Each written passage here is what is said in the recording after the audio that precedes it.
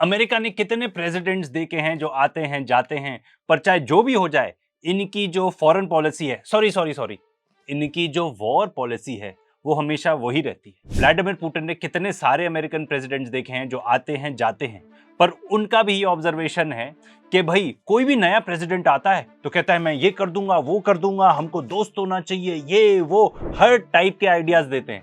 पर ultimately main कम इन dark suits और फिर वो उस प्रेसिडेंट को बताते हैं कि काम कैसे चलेगा। ये इंटरव्यू उन्होंने एक फ्रेंच मीडिया पब्लिकेशन को दिया था, सुन लीजिए।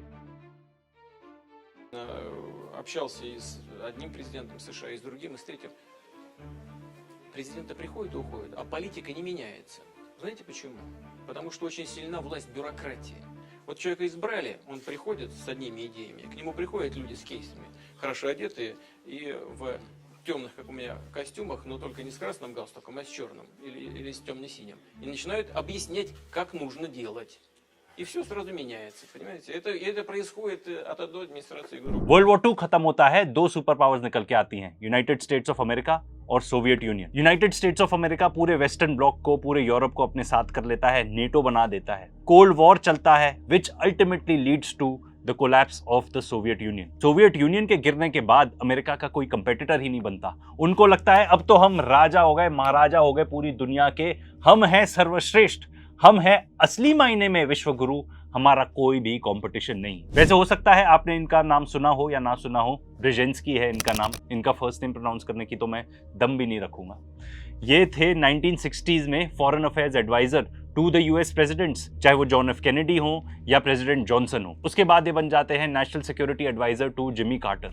इनका बहुत ही बड़ा रोल रहता है कोल्ड वॉर के दौरान। इनफैक्ट बहुत लोग इन्हीं को क्रेडिट देते थे कि इन्हीं की एडवाइजरी की वजह से जो इन्होंने स्ट्रैटेजी लेआउट करी, that only led to the collapse of the Soviet Union. उससे भी ज्यादा आज के डेट के एक्सपर्ट से अगर आप इनके बारे में सुनोगे, चाहे वो जॉन मेयरशाइमर हो या प्रोफेसर जेफरी सैक्स हो, वो इनकी बुक को रेफर करते हैं जिसका नाम है द ग्रैंड चेस बोर्ड। इसमें वो लेआउट करते हैं स्ट्रैटेजी के कैसे अमेरिका को डोमिनेट करना चाहिए, पूरी दुनिया को डोमिनेट करना चाहिए, वो कैसे डोमिनेट करेगा। एंड अगर अमेरिका पूरे दुनिया को डोमिनेट नहीं करता, अपना कंट्रोल एक्सर्ट नहीं करता, तो एनार्की हो जाएगी। भाई अब आज के डेट में आप और हम जानते हैं कि एनार्की तो असली अमेरिका ही फैला रहा है पूरी दुनिया में। उनका ये सोचना था कि जो यूरेशिया है, जिसमें यूरोप है, एशिया है, मिडिल ईस्ट है, इसको कैसे कॉन्कर किया जा सकता है। ये ग्रैंड प्राइज है अमेरिका के लिए। एंड इनका ये सोचना था कि सिर्फ वॉर ही नहीं, सिर्फ अग्रेशन ही नहीं करना, हमें ऐसी स्ट्रैटेजीज बनानी है जिससे अमेरिका सर्वश्रेष्ठ रहे। यही प्रमोट करते थे नेटो एक्सपेंशन, जिसके वजह से आज के डेट में हम देख रहे हैं रशिया यूक्रेन वॉर। इनका ये कहना है इस बुक में कि जो रशिया है वो एक डिमिनिशिंग पावर है, एंड इन्होंने ही फैसिलिटेट किया था कि भाई चाइना के साथ अमेरिका को एक स्ट्रेटेजिक अग्रीमेंट कर लेना चाहिए, एक स्ट्रेटेजिक एंगेजमेंट होना चाहिए हमारा, एंड चाइना को हम ही लेके आएंगे into the global order, but वो चलेगा अंडर यूएस डोमिनेंस। इसीलिए आपने ये पर्टिकुलर हिस्टोरिक इवेंट देखा। 1972 में यूनाइटेड स्टेट्स के प्रेसिडेंट रिचर्ड निक्सन जाते हैं चाइना, वहाँ पर मिलते हैं माओ जेडोंग से, जो उस टाइम पे चाइनीज़ कम्युनिस्ट पार्टी के लीडर होते हैं। एंड इसी विजिट के दौरान ये दोनों सरकारें नेगोशिएट करती हैं शंघाई कम्युनिके, एंड इसी से नॉर्मलाइज होता है अमेरिका और चाइना का रिलेशनशिप। अमेरिकन को ये लगा कि भाई हम चाइना को अपने तरफ कर लेते हैं ताकि वो सोवियत यूनियन की तरफ ना जाए। एंड अमेरिका ने अपनी फैक्ट्रीज चाइना शिफ्ट करनी चालू करी, जिससे अमेरिकन को सस्ते गुड्स मिलने लगे। वो अलग बात है कि इसी के चक्कर में उन्होंने अपनी पूरी फैक्ट्रीज बंद करके चाइना शिफ्ट कर दी, एंड उसी का रिजल्ट है कि आज के डेट में हमें देखने को मिलता है कि अमेरिकन फैक्ट्रीज शिफ्ट हो गई हैं चाइना, चाहे टेस्ला हो, चाहे एप्पल हो, इन सब की बड़ी बड़ी फैक्ट्रीज चाइना में हैं। एंड अब तो स्थिति ऐसी हो गई है कि सबसे ज्यादा एक्सपर्टीज चाइना के पास ही है इन गुड्स को बनाने की। आईफोन का एग्जाम्पल ही ले लो, टिम कुक की बात सुन लो कि वो क्या कहते हैं चाइना के बारे में। There's a confusion about China, and let me at least give you my opinion. The popular conception is that companies come to China because of low labor cost. I'm not sure what part of China they go to, but the truth is China stopped being the low labor cost country many years ago. The reason is because of the skill, the quantity of skill in one location, and the type of skill it is. Like the products we do require really advanced tooling, and the precision that you have to have in tooling and working with the materials that we do are state of the art. And the tooling skill is very deep here. You know, in the US you could have a meeting of tooling engineers and I'm not sure we could fill the room. In China you could fill multiple football fields.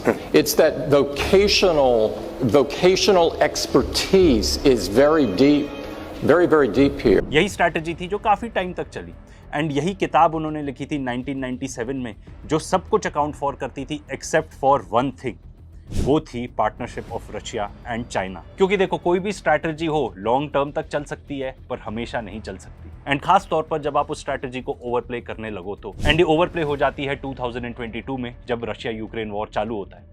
अगर आप में किसी को भी doubt है कि ये Russia Ukraine war चालू कैसे हुआ तो आपको हमारे ये वीडियो जरूर देखने चाहिए क्योंकि इसका सबसे बड़ा रीजन था नेटो एक्सपेंशन। ब्रेजिंस्की की ही स्ट्रैटेजी थी कि नेटो एक्सपेंशन करते चलो एंड रशिया को इतना कमजोर कर दो कि वो आपके खिलाफ खड़ा भी ना हो पाए। वहां पे किसी तरह हो सकता है रिजीम चेंज हो जाए, जो रशियन लीडरशिप है आप ही की बात माने। वॉर चालू होने से पहले पूरा यूरोप प्रॉस्पर करता था because of one big reason, वो था cheap Russian oil and gas. Russia सबसे बड़ा सप्लायर था to Europe of oil and gas. In fact इसका सबसे अच्छा एग्जांपल तो आपको जर्मनी में देखने को मिलता है। जर्मन इकोनॉमी इतनी ज़्यादा बेनिफिट की, इतनी ज़्यादा फ्लरिश की क्योंकि उनके पास एक चीप सोर्स था एनर्जी का। इनफैक्ट जर्मनी ने तो अपने कोल प्लांट्स भी बंद कर दिए थे इलेक्ट्रिसिटी बनाने के लिए क्योंकि रशिया से आती थी नेचुरल गैस एंड उसी से बनती थी इलेक्ट्रिसिटी एंड वही बिजली मिलती थी वहाँ के रेजिडेंट्स को। बट ये वॉर चालू होता है, यूरोप सैंक्शन कर देता है रशियन ऑयल एंड गैस को एंड अमेरिका फोड़ देता है इनकी नॉर्थ स्ट्रीम पाइपलाइन जिससे गैस आती थी टू द यूरोपियन कंट्रीज। तो भाई रशिया के पास तो इतना सरप्लस सप्लाई था ऑफ ऑयल एंड गैस तो फिर उनको कोई और बायर्स तो ढूंढने थे अपने प्रोडक्ट के लिए। एंटर करता है चाइना। अब आप ये ग्राफ देखो, रशिया और चाइना का कितना ट्रेड होता था 2022 से पहले, बट जैसे ही ये रशिया यूक्रेन वॉर चालू होता है इनका ट्रेड स्काई रॉकेट कर जाता है। रशिया सप्लाई करता है अपने natural resources oil and gas to China, तो चाइना को भी मिलने लगती है cheap energy and in turn China Russia को क्या प्रोवाइड करता है, अपने मैन्युफैक्चर्ड गुड्स। वैसे तो हमने इस टॉपिक पर एक सेपरेट वीडियो बनाया, उसको जरूर चेकआउट कर लेना। ट्रंप भी री इलेक्ट होने से पहले जब अपना इलेक्शन कैंपेन लड़ रहा था तब उसने ये एक मेजर टॉकिंग पॉइंट रखा था। उसने क्रिटिसाइज किया था बाइडेन गवर्नमेंट को कि भाई इनकी पॉलिसीज के वजह से Russia and China have come together. अभी रिसेंटली आपने देखा होगा ट्रंप गए थे शी जिनपिंग को विजिट करने चाइना। क्या अचीव करना चाहते थे वो, एंड ये भी बता दें ये ट्रिप पहले से ही प्लान थी, दो और चीजें पहले से प्लान थी। तो आप फिर कनेक्ट कर सकते हो डॉट्स अपने आप। वेनेजुएला पहले से प्लान था, ईरान वॉर पहले से प्लान था। ट्रंप क्या सोच रहा था कि भाई रेजिम चेंज करवा देंगे वेनेजुएला में, ईरान में। देखो ईरान में तो बिल्कुल नहीं हुआ, इतने सारे वीडियोस बनाए हैं, चेकआउट कर लेना। वेनेजुएला में भी क्या एग्जैक्टली रेजिम चेंज हुआ ये तो एकदम ग्रे एरिया है कि एग्जैक्टली वहां पे जो नई प्रेसिडेंट है वो पूरे अमेरिका की बात मान रही है या नहीं मान रही। तो भाई ट्रंप को लगा होगा एनी हाउ प्लानिंग तो ये होगी कि रेजिम चेंज करा देंगे वेनेजुएला ईरान में, चाइना में जाएंगे with representatives of Venezuela and Iran. ये दोनों देश के रिप्रेजेंटेटिव्स के साथ चाइना जाएंगे और बोलेंगे चेक मेट। हुआ इसका एग्जैक्टली उल्टा। वो वहां पे गए अपने बिलियनियर की फौज के साथ एंड क्या अचीव किया उन्होंने, वैसे इसके बारे में हम ऑलरेडी आपको बता चुके हैं, चेकआउट कर लेना। उसी के कुछ दिन बाद हफ्ते के अंदर अंदर ही व्लादिमीर पुतिन पहुंचते हैं China and they are taking USA head on. वो ओपनली आके अपनी स्टेटमेंट्स दे रहे हैं जिसमें वो बता रहे हैं हम इकट्ठे हैं एंड अमेरिका जो आप कर रहे हो पूरी दुनिया के साथ ये नहीं चलेगा। एंड देखो आपको यहाँ पे ये भी बता दें जो चाइनीज हैं एंड रशियंस हैं ना, ये लोग काफ़ी सोफिस्टिकेटेड पॉलिटिशियंस हैं। अमेरिकन पॉलिटिशियंस की तरह नहीं, खास तौर पे डोनाल्ड ट्रंप की तरह तो नहीं कि आज टाको कर गए कल फिर मैनिपुलेट करने के लिए मार्केट को कुछ और चीज़ें बोल दी। ये सोफिस्टिकेटेड हैं, कल्चर्ड पॉलिटिशियंस हैं। ये जो बोलते हैं दे मीन इट एंड ये जो भी चीज़ें बोलते हैं आपको सीरियसली उसको लेना पड़ेगा। सबसे पहले तो इन्होंने जाके अपनी जॉइंट स्टेटमेंट में जॉइंट कॉन्डेमनेशन की एंड यूएस फॉरेन पॉलिसी को इररिस्पॉन्सिबल बताया। ये बताया कि अमेरिका पूरे दुनिया को एक जंगल राज में ले जाना चाहता है। ये भी बताया कि भाई कुछ ऐसे देश हैं जो पूरे दुनिया को अपने हिसाब से चलाना चाहते हैं एंड दुनिया की किसी की भी सॉवरेनिटी को मान ही नहीं रहे। ये नहीं चलेगा, कॉलोनियलिज्म नहीं चलेगा। उन्होंने ओपनली आके अमेरिका और इजराइल को क्रिटिसाइज किया और कहा कि ये जो ईरान वॉर चालू हुआ है वो इन्हीं के बदौलत है एंड किस तरीके से इंटरनेशनल लॉ एंड ऑर्डर को ये लोग मानने को ही नहीं तैयार। एंड बाय द वे मैं सारी चीज़ें पैराफ्रेज करके बता रहा हूँ आपको, ये स्टेटमेंट्स तो शायद इंग्लिश में इशू भी नहीं हुई थी। उन्होंने गाजा की भी बात करी कि भाई वहाँ पे एक सस्टेनेबल ट्रूस होना चाहिए। वो बेसिकली ये कहना चाह रहे हैं कि ये जो ट्रंप का वहाँ पे गाजा का प्लान है ना ये नहीं चलेगा, अगर आप इसको इन बिटवीन द लाइंस पढ़ो तो। उन्होंने गोल्डन डोम को भी क्रिटिसाइज किया क्योंकि and I will explain you why. जैसे कि एक ट्रीटी थी एंटी बैलिस्टिक मिसाइल ट्रीटी, जो ये बताती थी कि दोनों साइड्स को, United states and Soviet union को, अपने जो डिफेंसिव सिस्टम है उनको लिमिट करना पड़ेगा। रीजनिंग ये थी कि अगर डिफेंसिव सिस्टम लिमिटेड रहेंगे तो ऑफेंसिव सिस्टम भी लिमिटेड रहेंगे। एंड जो दूसरी बहुत इंपॉर्टेंट ट्रीटी थी वो थी न्यू स्टार्ट ट्रीटी, जो एक्सपायर हो चुकी है, जो बेसिकली बताती थी कि दोनों देशों को अपने न्यूक्लियर आर्म्स रिड्यूस करने। साथ में उन्होंने आके ये भी बोला कि हमारी ट्रेडिशनल फ्रेंडशिप है एंड हम इकट्ठे जॉइंट मिलिट्री एक्सरसाइजेस करते रहेंगे। तो बेसिकली आके आई वुडंट से चुनौती दे रहे हैं, बट ये आके क्लियरली बता रहे हैं हम इकट्ठे हैं। साथ में रशिया यूक्रेन वॉर की भी बात हुई। चाइना तो इस वॉर में न्यूट्रल ही रहा है, बट उन्होंने ये क्लियरली बताया कि जो रूट कॉज है यूक्रेन क्राइसिस का, which is basically NATO expansion, उसको इरेडिकेट करना पड़ेगा। अब देखो, अमेरिका जितनी भी चीजें कर रहा है ना, उससे रशिया और चाइना और पास आ रहे हैं। फॉर एग्जांपल, ईरान वॉर छेड़ दिया, स्ट्रेट ऑफ हॉर्मूज बंद हो गया, मिडिल ईस्ट से जितना ऑयल निकलता था वो अब निकलना बंद हो गया। तो फिर चाइना किसके पास जाएगा? सबसे रिलायबल, सबसे क्लोजेस्ट, सबसे cheap source of oil and gas क्या है उसके लिए?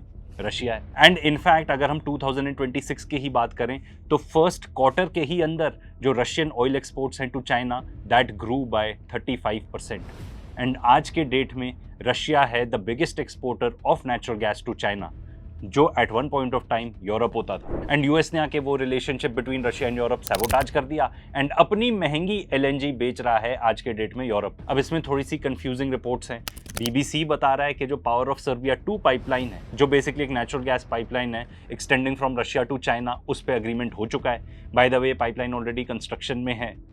एंड बाकी मीडिया रिपोर्ट्स बता रही हैं कि नहीं, ऐसा नहीं हुआ है। पाइपलाइन की खास बात ये होती है कि खासतौर पे नेचुरल गैस को ट्रांसपोर्ट करने का ये बहुत ही सस्ता तरीका होता है एंड बहुत ही रिलायबल तरीका होता है। एंड ये जो पर्टिकुलर पाइपलाइन की बात हो रही है, this will carry 50 billion cubic metres of gas a year to China, जो है चाइना के एक साल के कंजम्पशन का 12%। So this is a big deal. साथ ही इन दोनों देशों ने 40 intergovernmental and corporate agreement sign किए हैं। एंड इतने सारे सेक्टर्स हैं इसमें, चाहे एनर्जी हो, ट्रांसपोर्ट हो, इंडस्ट्रियल कोऑपरेशन हो, nuclear, education, science, AI, media, सब कुछ। तो बेसिकली ये दोनों ना आपस में सॉर्ट ऑफ भाई भाई बन गए। एंड देखो, ये आपको बताता है कि किस तरीके से डिप्लोमेसी करी जाती है। आप पहले ही सारी चीजें अग्री कर लेते हो, नॉट के जो डोनाल्ड ट्रंप ने किया कि दोनों हेड्स ऑफ स्टेट मिल रहे हैं आपस में नेगोशिएशन करने के लिए। नेगोशिएशंस पहले हो गई होती हैं, जो एक आध छोटे मोटे पॉइंट्स होते हैं वो आप में भी बाद के लिए छोड़ सकते हो, नॉट के एकदम चले गए एंड भाई डराने धमकाने लगे। एंड इनफैक्ट जैसे कि हमने आपको बताया, एंड ये सिर्फ हमारा अकेले का थॉट नहीं है, स्कॉट रिटर जैसे एक्सपर्ट्स भी ये ओपिनियन रखते हैं कि भाई ट्रम्प का तो यही था कि भाई मैं जाके चाइना में ना डराऊंगा धमकाऊंगा एंड अपनी डील्स जो मुझे चाहिए वो अचीव करूंगा। सबसे बड़ी बात जो मुझे लगती है जो इन दो देशों ने किया है वो ये है कि इन्होंने एग्जाम्पल सेट किया है कि कैसे दो नेबर्स आपस में, दो पड़ोसी अच्छे से बिजनेस कर सकते हैं, अच्छे से एक ओवरऑल सिक्योरिटी अग्रीमेंट रख सकते हैं। एंड इसी का सबसे बड़ा रिजल्टेंट है SCO, शंघाई कॉरपोरेशन ऑर्गेनाइजेशन। वैसे इस टॉपिक पर हमने वीडियो बनाया है, आप उसको चेकआउट कर सकते हो। बट इसके founders he China, Russia, Kazakhstan, Kyrgyzstan, Tajikistan and Uzbekistan थे। इसको अटेंड करते हैं यूनाइटेड नेशंस के सेक्रेटरी जनरल, जो आज के डेट में हैं एंटोनियो गुटेरेस। तो इस मीटिंग में वो ये चीज़ बताना चाह रहे हैं कि भाई अब दुनिया यूनिपोलर नहीं है, एक सुपर पावर नहीं है, दुनिया मल्टीपोलर है। आसपास में आपके रीजन में जितने भी लोग हैं, आप उनके साथ, आपको कम्पीट करने की ज़रूरत नहीं है, आप उनके साथ अच्छे से रह सकते हो, ठीक है, ताकि सबकी सिक्योरिटी गारंटीड हो। आप उनके साथ अच्छे से काम कर सकते हो ताकि सब प्रॉस्पर करें, नॉट के आपका नुकसान होगा तो मेरा फायदा होगा, सबका फायदा हो सकता है। ऐसे टाइप के अग्रीमेंट्स आप कर सकते हो आपस में। एंड ऐसा लगता है कि हमारे रीजन में सारे कंट्रीज इसी चीज़ को फॉलो कर रहे हैं। अनफॉर्चुनेटली ऐसा लगता है कि इंडिया अपने आप को इस चीज़ से एक्सक्लूड कर रहा है।